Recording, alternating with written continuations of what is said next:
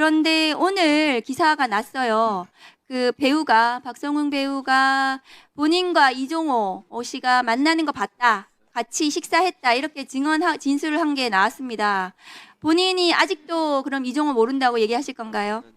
예, 저는 아직도 이종호 씨를 만난 적이 없습니다.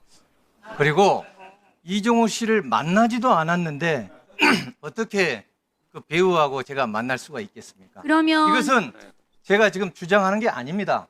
저의 군의 시스템 또 여러 가지 기록들이 있기 때문에 네, 그걸 그러니까요. 여러분께서 확인을 해달라는 겁니다. 예. 그러면 그 자리에 이정필이라는 사람도 같이 있었다고 하는데 그것도 아닙니까? 네, 저는 전혀 만난 적이 없습니다. 이종호, 임성근, 이정필 등이 만나는 자리에 목격자가 한 4명 정도가 있었다. 이런 보도도 나왔거든요. 태병 지금 특검에서 수사 중에.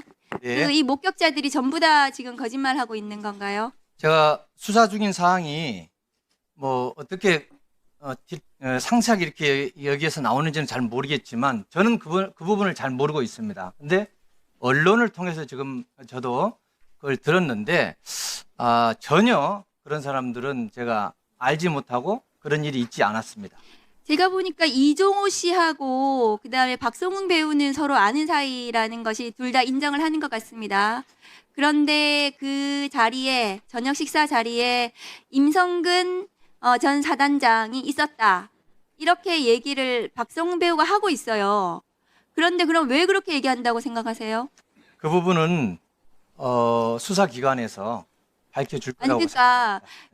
그 사람이 괜히 쓸데없이 임성근 전 사단장을 무고하기 위해서 그렇게 진술한다고 생각하세요? 저는 제가 지금 얘기할 수 있는 것은 제가 그런 사실이 없다는 한 번도 것과 만난 사실이 없습니까? 또 하나는 그런 사실이 이종호에 없고요. 대해서 한 번도 만난 사실이 그것은 없어요? 정확하게 확인하면 바로 알 수 있는 체계가 우리 군에는 있다. 한 번도 만난 사실이 없습니까? 이종호도 한 번도 만난 사실이 없습니다. 위증이면 제가 반드시 처벌을 받겠습니다. 그러나 위증이 아닙니다. 들어가십시오. 다시 또 반란을 일으킬 거라고 생각합니다. 엄정하게 내란 청산 장관님께 부탁드립니다. 네. 네. 이용민 중령 1분 이내로 마무리해 주시고요.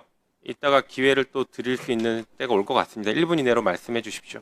예, 이용민 중령입니다. 진실을 찾아가고 있는 단계라고 생각을 합니다. 죄 있는 사람들이 처벌을 받고 용서를 구할 수 있는 그런 거짓말 없는 열심히 근무하는 군인들이 인정받을 수 있는 그런 시간이 왔으면 좋겠습니다. 이상입니다. 네, 수고하셨습니다. 네, 자 서영교 의원님 제가 답변을 드리겠습니다. 네. 먼저 이 내란에 이 관련된 사람은 시간에 선후가 있을 뿐이지 그 누구도 끝까지 심판을 피할 수 없다는 점을 분명히 말씀을 드립니다. 네, 알겠습니다. 자, 수고하셨습니다. 다음은 그 누구도 끝까지 심판을 피할 수 없는 상황을 만들겠다는 말씀입니다. 네. 네, 맞습니다. 자, 국민의힘 의원님들 조용해 주십시오. 내란을 내란이라고 부르지 못하는 것이 비현실적인 일입니다. 자, 박은정 의원님 질의해 주십시오. 자, 의원님. 조용해 주십시오. 영상 하나 보시겠습니다. 영상 좀 틀어주세요. 잠깐만 시간 다시 주시고. 자, 집중해 주십시오. 위원님들, 박은정 의원님 질의 시간입니다.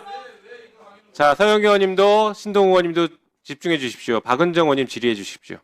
네, 장관님 영상 좀 올려주세요. 그 여인영 방첩사령관 전 방첩사령관 출정하는 모습이거든요. 저 차에서 내리고 있고요. 자세히 보십시오. 손짓 저렇게 하고 있고 저렇게 들어가고 있거든요.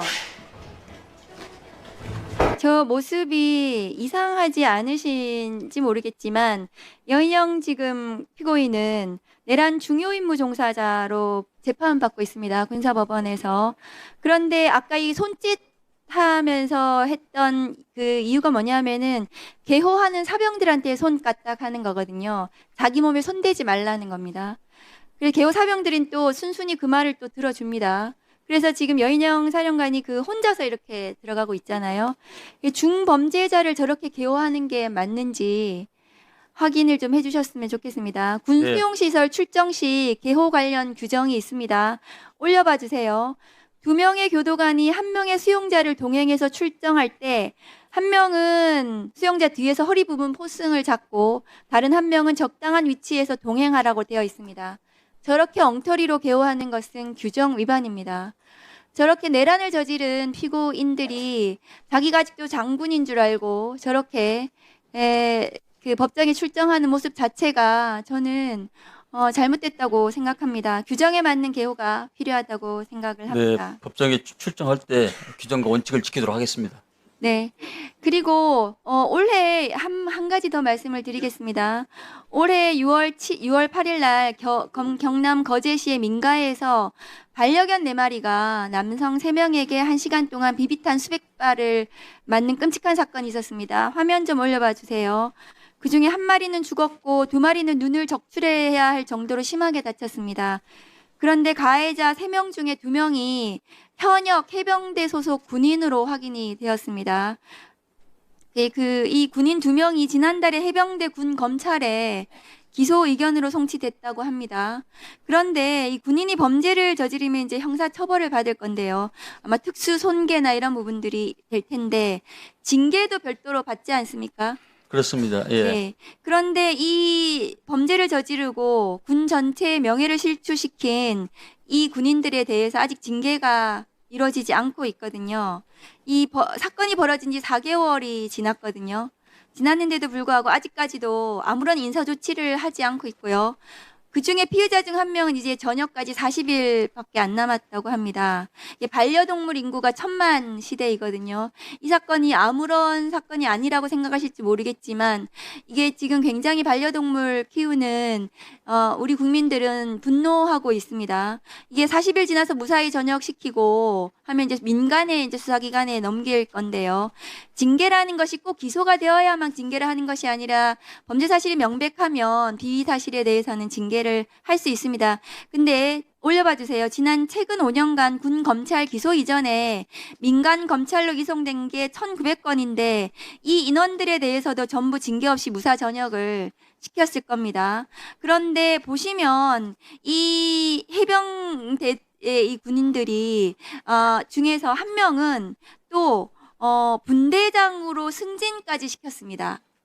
그것은 중에서 1명은 잘못된 것 같고요. 바로 시정 조치하도록 하겠습니다. 예, 그래서 이런 잔인한 범죄를 저지른 이 해병대 군인에 대해서는 승진을 시켜서는 안 되고요. 아마도 그 중대한 중징계가 내려져야 된다고 생각합니다. 전역을 앞둔 군인에 대해서도 징계 처분을 반드시 해야 된다고 생각합니다. 네, 의원님 말씀에 동의합니다. 네, 그 조치를 해주시기 바랍니다. 네, 알겠습니다. 임성근 사단장 좀 나와주세요.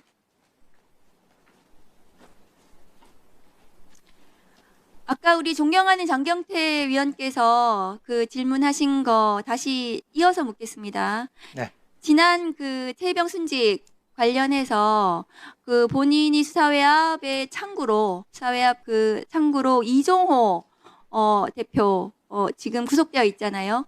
거기를 그 중간으로 해가지고 외압을 행사한 본인이 청탁을 한 중간에 그 중간 창구라고 우리가 그 국회에서 물었는데 이종호 모른다고 하셨습니다. 네. 그런데 오늘 기사가 났어요.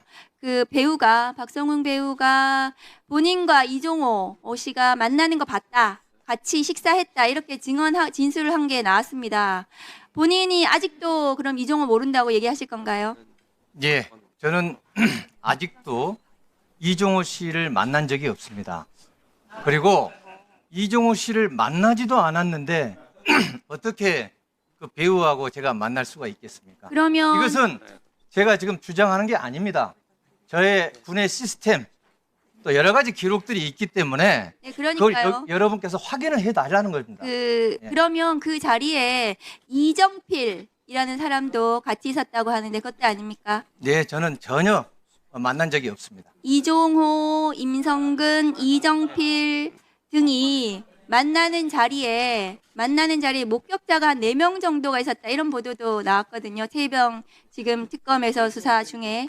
네. 이 목격자들이 전부 다 지금 거짓말하고 있는 건가요? 제가 수사 중인 사항이 뭐 어떻게 상세하게 이렇게 여기에서 나오는지는 잘 모르겠지만 저는 그 부분을 잘 모르고 있습니다. 근데 언론을 통해서 지금 저도 그걸 들었는데 전혀 그런 사람들은 제가 알지 못하고 그런 일이 있지 않았습니다.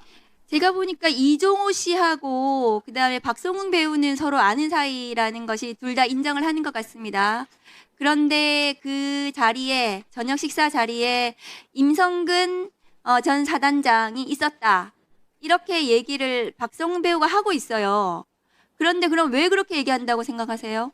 그 부분은 수사기관에서 밝혀줄 아니 거라고 그러니까 생각합니다. 그 사람이 괜히 쓸데없이 임성근 전 사단장을 무고하기 위해서 그렇게 진술한다고 생각하세요? 저는 제가 지금 얘기할 수 있는 것은 제가 그런 사실이 없다는 한 번도 것과 만난 사실이 또 없습니까? 하나는 그런 사실이 이종호에 없고요. 대해서 한 번도 만난 사실이 그것은 없어요? 정확하게 확인하면 바로 알 수 있는 체계가 우리 군에는 있다. 한 번도 만난 사실이 없습니까? 이종호도 한 번도 만난 사실이 없습니다. 위증이면 제가 반드시 처벌을 받겠습니다. 그러나 위증이 아닙니다. 들어가십시오. 다음은 김기표 의원님 질의입니다. 네. 부천시를 국회의원 김기표입니다. 임성근 씨 같은 경우는 굉장히 자신 있게 얘기하고 단호한 태도를 보이는데요. 그렇게 자신 있게 얘기한다고 허구가 사실이 되는 건 아니죠. 그렇게 자신 있으면은 핸드폰 비밀번호 풀어가지고 포렌직에 임하는 것이 맞고 그게 더 빨리 진실이 밝혀지지 않을까요? 저는 그것을 권유합니다. 제가 준비한 질의는 아닌데 조심스럽게 충고의 말씀을 드립니다. 나중에 이렇게 여기서 자신 있게 얘기하던 사람들, 큰 소리로 얘기하던 사람들이 결국 사실이 아닌 것을 밝혀져서 유증으로 고발되고 이런 사람들 많이 있습니다. 명심하기 바랍니다. 저 시간 좀 잠깐 멈춰주시면요. 네, 멈춰. 김상환 육군 법무실장을 좀 제가 아주 실무적인 얘기라 제가 김상환 법무실장한테 이렇게 묻도록 하겠습니다. 네. 지금 2022년인가요? 항소심 같은 경우가 민간에 위관된 것이 그 정도 됩니까? 네, 맞습니다. 2022년 7월 1일부로 해서 넘어갔습니다. 그러면 이제 항소심이 기존에는 군에서 하던 것이 민간으로 위관됐으면은 주요 어떤 보직 같은 게 없었을 거고 인원에 있어서 여유가 좀 생겼나요? 어떤가요? 사실 그 군사법에 종사하던 인원 자체가 좀 줄어들었고 그 인원이 다시 이제 참모나 법률 지원 업무를 하고 그러니까 지원 원래 이제 순감이 돼서 그 원래 있던 인원들이 다른 자리로 지금 배치됐다 이렇게 네, 얘기할 수 맞습니다, 있나요? 의원님. 예, 그러면 제가 사실 그걸 좀 물어보려고 합니다. 옛날에는 이제 단기 법무관들도 많이 있었고 자원들이 많이 있었죠. 그다음에 장기 군법무관 시험도 있고 해서 자원이 보충되는 것은 큰 문제가 없었던 것으로 보입니다. 네. 그것 꽤 오래된 얘기인데요. 근데 저희가 이번에 사실 그런 문제가 있을 것이다 해서 한번 조사를 한번 해보라고 저희가 했더니 2021년에는 충원율이 장기 군법무관 말입니다. 충원율이 100%였어요. 그런데 점점 떨어져서 2025년 같은 경우에는 23명이 소요 인원인데 22명, 그것 100%가 안 되는 22명이 지원해서 7명만 지금 인관이 돼 있는 상태란 말입니다. 네. 일단 22명이 지원했다 하더라도 도저히 인관시키기 어려운 인원은 제외하고 지금 인관시킨 건가요? 7명은? 아닙니다. 그럼 왜 이렇게 인관 숫자가 적죠? 소요 인원이 미치지 못하는데도? 지원 자체가 적습니다. 지원이 22명이라고 저희가 파악했는데 아닌가요? 저희가 잘못 파악했나? 중도에 이제 포기하는 처음 지원은 하는데 네네. 나중에 중도에 포기하는 네네. 인원이 있어서 결국은 7명밖에 인관을 못 된 거네요. 최종적으로 그렇습니다. 로스쿨이 실제로 군대를 갔다 와서 로스쿨 졸업한 사람도 더 많아지고 그러면 단기 군법무관도 지금 숫자가 줄어들었을 것이고 그다음에 장기 군법무관 같은 경우는 사실은 예전에는 의무적으로 10년 근무를 해야 사실 변호사 자격증 나오는 제도를 운영했기 때문에 군이 사실은 처우가 좋지는 않지 않습니까? 민간에 비해서 여러 가지 열악한 상황에서도 고생하시는 거를 국민들은 다 잘 알고 있습니다. 그런데 특히 군법무관 같은 경우에 이제 법조인으로서의 다른 어떤 기회비용들이 있는데도 불구하고 군에 복무할 수 있는 유인들이 사실 있었단 말입니다. 그런데 지금은 로스쿨 출신들 변호사 자격을 가진 사람들 중에서 장기 군법무관을 임용하고 있죠. 네, 그렇습니다. 그러면 그게 한 5년 정도 경력을 가진 사람을 임용하나요? 아니요. 그거는 바로 졸업한 사람들 바로 네, 그러면 하고 있습니다. 의무 복무 기간이 몇 년인가요? 지금 10년으로 되어 있습니다. 그분들도 그럼 10년이네요. 아닙니다. 중간에 한번 지원을 할 수 있습니다. 5년 차에. 연세 전역을 할 수 지원을 있고, 할수 있죠. 전역 지원. 그러니까 5년 정도까지는 근무를 해야 되는 거네요. 네, 맞습니다. 그러면 제가 지금 의문이 드는 것이 이 시스템 그대로 가면 군법무관 제도가 과연 유지될 수 있나? 이런 생각이 좀 들거든요. 그에 대해서 지금 대책이 있습니까? 사실 그 원인을 알아야지 대책이 나오는데 네. 원인 자체가 지금 처우입니다. 처우도 중요하지만 조직이 비전이 있어야 되는데 저희 이제 병가 비전을 세우기 위해서 열심히 노력하고 있습니다. 그렇죠. 병과 비전이 세우는 것도 중요하지만 사실상 어떤 군법무관으로서의 근무를 한 10년 정도 하게 되면 어떤 다른 메리트가 또 있어야겠죠. 비전도 물론 비전에 포함되겠습니다만은 그래서 저는 지금 현재 사법 시험을 다시 회복해야 되냐 이런 거에서 논쟁이 있고 저는 거기에 대해서 입장은 없는 상태입니다. 하지만 군법무관 시험 같은 경우에 옛날에 있었던 제도들이 한 번 더 고민해봐야 되지 않느냐. 로스쿨 제도의 어떤 단점들을 또 보강하는 면도 있지 않느냐 이런 생각을 저는 하고 있거든요. 그러니까 그런 면에 있어서 장관님께서도 제가 보기엔 장기적으로 장기 법무관이 거의 지원이 좀 거의 없어질 가능성이 있다는 이런 우려가 있고 그다음에 군사보험법 개정으로 인해서 10년 정도 또 근무를 해야 군판사로서 법원에 재판을 할 수 있잖아요. 그러면 장기적으로 이제 나중에 군판사 자원이 어떻게 되는지에 대한 문제가 있습니다. 맞습니다. 예. 그러니까 소위 중위 이런 낮은 계급은 현재상 인원이 오버되는데 중령 이상은 상당히 지금 부족한 상태입니다. 예. 따라서 예전에 96년까지 군법무관 시험이 운영이 됐었는데 이제 2년마다 한 번씩 됐잖아요. 네네. 약 24명 정도 뽑은 걸로 제가 기억이 되는데 네. 군의 그 군판사 검사의 충원을 위해서는 의지를 가지고 있는 사람이 와야 된다. 그래서 군법무관 제도를 부활시키는 것도 논의를 좀 해보고 했다 이렇게 말씀드립니다. 그거에 대해서 그래서 들어가주셨습니다. 그것에 대해서 장관님께서도 지금 실무자한테 이제 현황을 물어본 것이고 장관님께서도 그거에 대한 종합적인 좀 대책을 세워야 되지 않냐 이런 생각이 좀 듭니다. 네. 전체적으로 문제가 좀 있을 것 같고 그다음에 남은 시간 소중한데요. 이게 아까 계속 그 방첩사 그 해체 하는데 아까도 우리 존경하는 추미애 위원장께서 말씀하셨지만 쿠데타 막으려고 든 부대인 방첩사가 오히려 쿠데타를 주도했습니다. 그러면 그런 여인원과 같은 괴물이 탄생하게 만든 조직을 가만둬야 되겠습니까? 어떤 동료원께서는 여인원 개인의 문제라고 하는데 그러면 우리가 제도개혁이나 입법부가 왜 필요합니까? 그냥 학교나 많이 지어가지고 교육이나 잘하면 되지. 그래서 이 방첩사는 권한이 정보나 이런 것에 집중돼 있고 그다음에 그런 문제들이 있어서 이런 여인형과 같은 괴물이 태어난 겁니다. 그래서 여러 어떤 방해 세력에도 불구하고 장관님께서는 방첩사 개혁에 꼭 매진했어서 성공을 거두시기를. 기본이 확실히 서 있기 때문에 흔들림이 없습니다. 네, 수고하셨습니다. 다음은 박지원 의원님 질의해 주시기 바랍니다. 장관께서도 방첩사를 해체해서 그 기능은 국방부 내 각 기관에 배치해서 유관 기관에 간첩 색출에 지장 없이 하겠다. 그렇습니다. 이런 말씀 아니에요? 그렇습니다. 국정원이 대공수사권을 경찰로 넘기면서 완전히 경찰과 합동수사를 2년을 했습니다. 그리고 지금 현재는 완전히 이관됐지만은 국정원의 해외 조직망들이 경찰은 해외 조직망이 없으니까 움직여서 협업하고 있다는 것을 아시죠? 알고 있습니다. 예. 그리고 왜 지금 그러니까 국정원에서 대공 수사권을 경찰로 이관했으니까 경찰이 간첩 못 잡던다 하지만은요. 문재인 정부 박지원 국정원장은 두 조직을 간첩을 잡아서 사법 조치했습니다. 윤석열 3년 간첩 하나도 못 잡았습니다.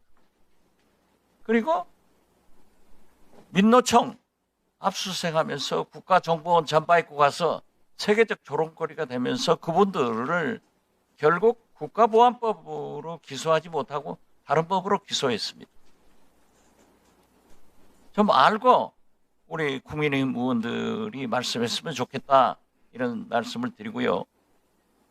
지금 정동영 장관이 두 국가론을 말씀하는 것은 우리 존경하는 최혁진 의원이 아주 정리를 잘해줬어요. 통일부 장관은 할 수 있습니다. 국방부 장관은 할 수 있습니다. 분업이 되는 거 아니에요? 그리고 사실상 두 국가로는 노태우 정부에서 유엔에 동시 가입하면서 완전히 두 국가가 인정된 거예요. 그러나 우리 헌법에 통일을 지향하기 때문에 아직도 우리 부속 국가다 이런 표현을 쓰고 있지만은 저는 언젠가는 두 국가론으로 통일되기 전에는 나갈 수밖에 없다 하는 소신을 가지고 있고 정동영 장관의 통일부 장관으로서의 지적은 옳다. 그렇지만은 국방부 장관이나 외교안보실장은 또 다른 견해를 가져야지 같이 가서는 안 된다. 그래서 상호 견제, 체크 밸런스가 이루어지는 것 아니겠어요? 그렇죠? 네네. 네. 자, 내란 세력. 지금 장관께서 완전히 척결하겠다. 그런 의사를 표명했죠? 그렇습니다. 이것을 거부하는 세력이 내란 사락이고 내란 정당입니다.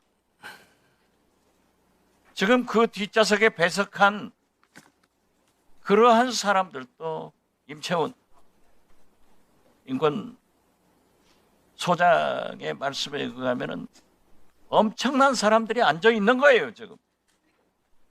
알고 계세요? 네, 알고 있습니다. 그렇기 때문에 김영삼 대통령이 우리 함께 정치했잖아요. 네, 하나회를 통해서 완전히 파벌을 제거해가지고 우리 대한민국 군이 바로 서게 만들었습니다. 그렇죠? 그렇습니다. 그러나 박근혜 때 김관진 장관은 댓글 사이버 사령부를 이용해서 정치에 개입해가지고 또 한 번 파동을 겪었습니다. 그 후 모든 정부에서 군들이 정치 개입하지 않아가지고 얼마나 국민적 존경을 받았습니까? 이번에는 하나회가 아니라 댓글 부대가 아니라 내란 부대가 쿠데타를 일으키려고 기도했다고 하면은 우리나라 헌정사상 두 번째 문민장관, 국방장관 안규백이 탄생했다고 하면은 저는 철저히 내란 세력을 척결하고 특히 국방부 장관은 군, 검찰, 군사법원을 다 장악하고 있지 않습니까? 그렇습니다. 완전히 색출하세요. 그렇게 하겠습니다. 예, 말씀하세요. 네, 여러 가지 특검에서 또 혹은 다른 데서 조사와 어떤 순수와 무관하게 당연히 직무의 배제를 된다고 생각하고 있습니다. 그래서 방첩사 장성들을 직무에 배제를 시킨 이유도 바로 이런 취지에서 행해졌다고 이해하시면 될 것 같습니다. 그것뿐만 아니라 임채원 소장이 말씀하신 게 제가 질문하려고 가지고 있던 자료예요. 네, 상당하단 말이에요. 네, 이제 그렇기 때문에 장관의 개혁 의지는 철저하지만은 참모들에 둘러싸여서 안 되면 안 된다 이거죠. 안 하면 안 한다 이거예요. 임기가 보장된 있는 임기가 보장됐다 하더라도 군은 그게 아닙니다.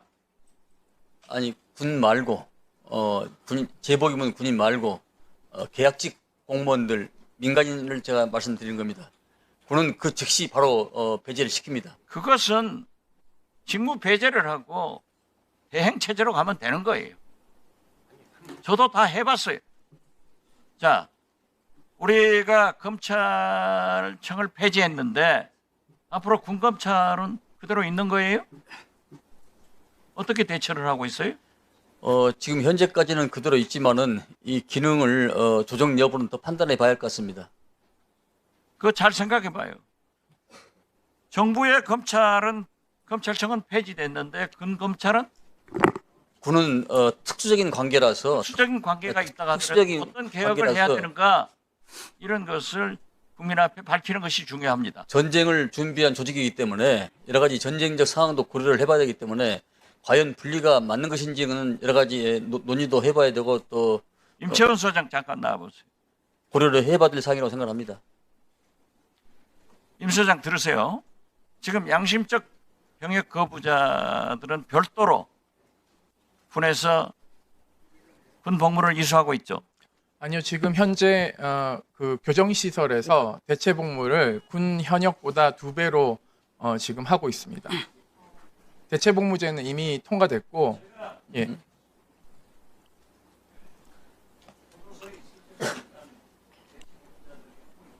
네, 그때는 수감자로서 교도관을 보조하는 업무를 했습니다. 지금은 제복을 입고 교도관들을 보조하고 있습니다. 이제 징역살이 안 하는 거죠. 교정시설 가서 합니다. 네, 그렇습니다. 1년에서 6년차까지는 3박 4일로 교정시설 가가지고 봉사하고 또 식배 배식하고 뭐 이런 것을 역할을 합니다.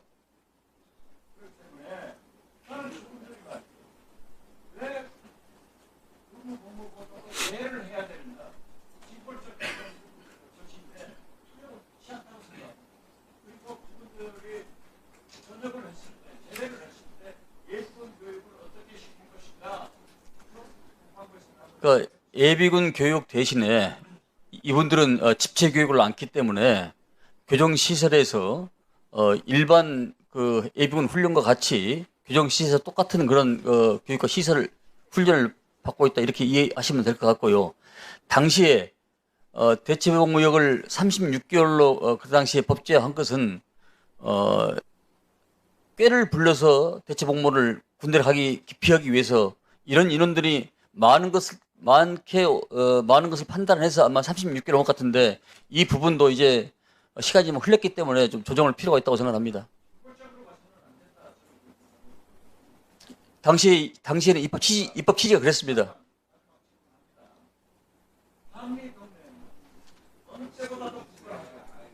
그렇습니다.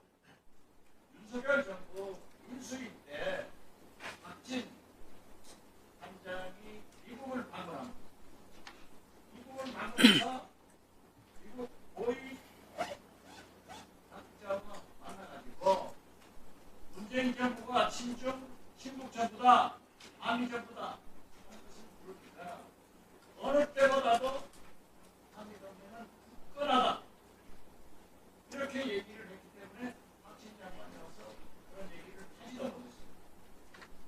저는 일부에서 마치 한미 동맹을 깨버리려고 하는 내란을 주장하는 내란 세력들의 말에 흔들리지 말고 국방부 장관은 국방을 한미 동맹 근간에서 잘 하시기 바랍니다. 한미 동맹은 흔들릴 수 없는 혁명이기 때문에 깰래야 깨질 수도 없고 이건 확고부동하다는 말씀을 드립니다. 네, 수고하셨습니다. 네, 김용민 의원님 질의해 주십시오. 5분 남았습니다. 네, 장관님. 네. 지금 군사법원 내에 그 성별 비율을 아마 알고 계실 것 같긴 한데 여성 비율이 40%가 넘은 것 같습니다. 네. 계시죠? 예, 예. 그러면 거기에 따라서 이제 남녀고용평등법에 따라서 여성과 관련된 어떤 시설 같은 것들이 충분히 갖춰져야 될 것 같은데 보니까 현재 좀 부족한 것 같아요. 네, 좀 시설이나 이런 것들이 예. 미비합니다. 지금 군사법원이 보니까 전국에 총 10개의 재판부가 운영되고 있는데 강릉 같은 경우에는 작년까지는 여성 화장실이 없을 정도였습니다. 지금은 생겼죠? 네, 그렇습니다. 예. 또 이제 신축되는 이런 건물에 대해서는 그런 불편함이 없도록 다 지금 조치하고 있습니다. 네. 그리고 여성 휴게실 같은 것들이 운영되는 것은 10개 중에 5개의 재판소만 있는 것 같습니다. 나머지 재판소에도 보면 이제 뭐 여성 법무관들이나 아니면 사건에 따라서 여성 피해자 혹은 피고인들 여성들이 휴식을 취해야 될 공간들이 남녀고용평등법 등등에 따라서 좀 충분히 갖춰져야 되는데 5개밖에 갖춰져 있지 않아서 이 부분에 대해서도 조치를 좀 취하셔야 될 것 같습니다. 네, 그건 지금 제도적으로 개선하려고 마음먹고 있습니다. 네, 알겠습니다. 자, 그리고 유재은 증인 잠깐 나오십시오.